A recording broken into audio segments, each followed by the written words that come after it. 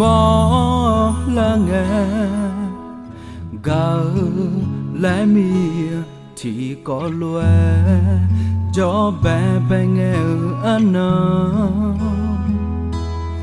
là khá thì trẻ thì cái cho mà ya bỏ thì coi chú mà nó này ngang em nào nơi mò nhà mà nghe lời nhà nữ leo lẽ mi chạm nhỏ nhỏ ngang bé cả mà lẽ à cho lúa phiêu xứ mà ya giờ sang lẽ ngang ngà ngờ nữ mà you nè ô y mà mẹ bi mà nhớ mà ngơi để cho thề tham mà nữ mà là khơi nữ tháo nè ngã trong đâu nè mà thà nữ xa tê thì à tang cho mà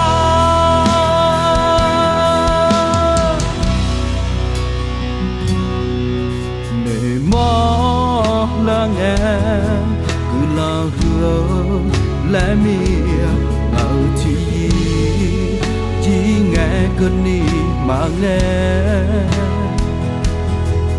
thì có lúa y ba phè mà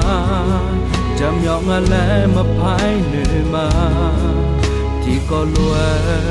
cho họ nữ họ chiều mà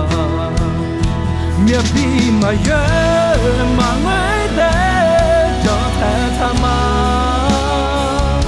nhưng mà là khơi nữ tháo nè ngã trong đâu nè mà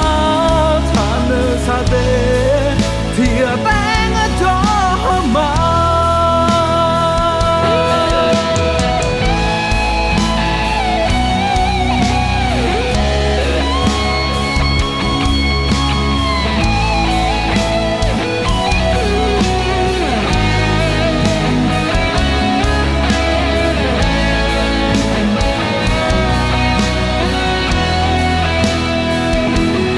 khi mà nhớ